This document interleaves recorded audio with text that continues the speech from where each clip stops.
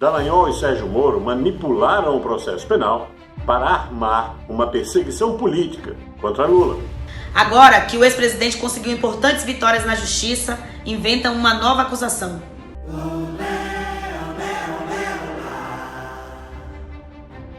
A Lava Jato de Curitiba denunciou Lula por lavagem de dinheiro porque o Instituto Lula recebeu 4 doações legais entre 2013 e 2014. Os advogados de Lula relembraram que a origem da nova acusação contra o Instituto já foi alvo de análise da Justiça, que absolveu Lula. Portanto, é uma acusação requentada. Lawfare. Esse é o nome dado para o que a Lava Jato de Curitiba faz contra Lula. Num julgamento justo, acusação e defesa são tratados igualmente pelo juiz. Mas no julgamento de Lula, o juiz estava mancomunado com a acusação com o objetivo de destruir politicamente o ex-presidente. Lawfare é a junção da palavra law, lei, e warfare, guerra. Portanto, é uma guerra jurídica. Esse conceito que é o uso estratégico da lei para aniquilar e deslegitimar o inimigo. Tudo estava acontecendo tal como ocorre nas dimensões da guerra. Você tem na guerra convencional a escolha de um local mais favorável para a batalha.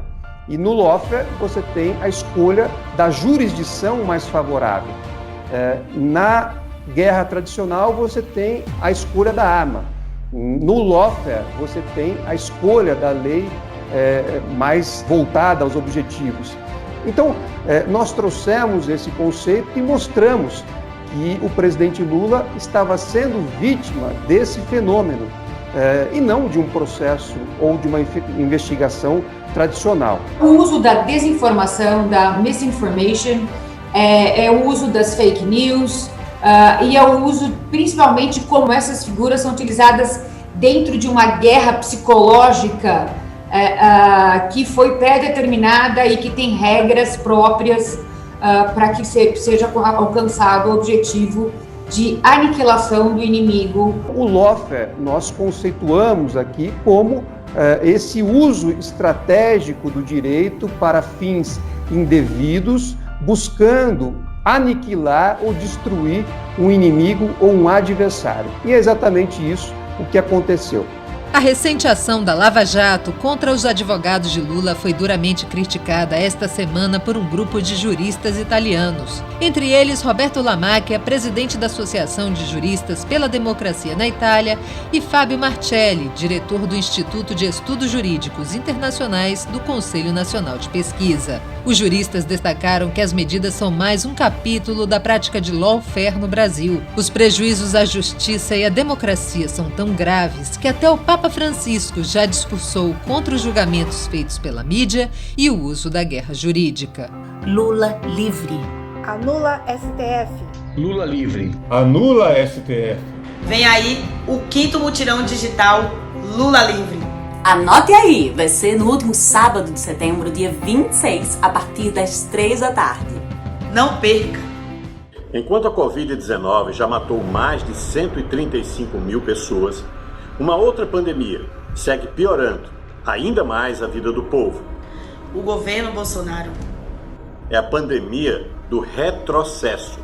O desemprego no Brasil continua subindo, mas Bolsonaro está reduzindo pela metade o valor das parcelas do auxílio emergencial e criando novas regras que vão excluir até 6 milhões de pessoas. Depois de anunciar que o salário mínimo não terá aumento real em 2021, a área econômica, comandada por Paulo Guedes, quer que aposentadorias e pensões fiquem congeladas pelos próximos 2 anos. Para piorar, as agências do INSS, que ficaram 6 meses fechadas, não reabriram conforme prometido, gerando filas e impondo sofrimento aos que precisam dos benefícios previdenciários para viver. Dinheiro que já é apertado para o feijão, os ovos, o arroz. Os preços não param de subir. Com Bolsonaro, o Brasil viu o custo dos alimentos disparar justamente quando enfrentamos a crise de saúde provocada pelo novo coronavírus. Os mais afetados são sempre os trabalhadores e trabalhadoras, as mulheres, os negros e negras, a população das periferias. O arroz tem seu maior valor desde 2008 e, mais uma vez, Paulo Guedes culpou os pobres. O governo pandêmico de Bolsonaro aperta o bolso de quem já tem pouco ou já não tem nada.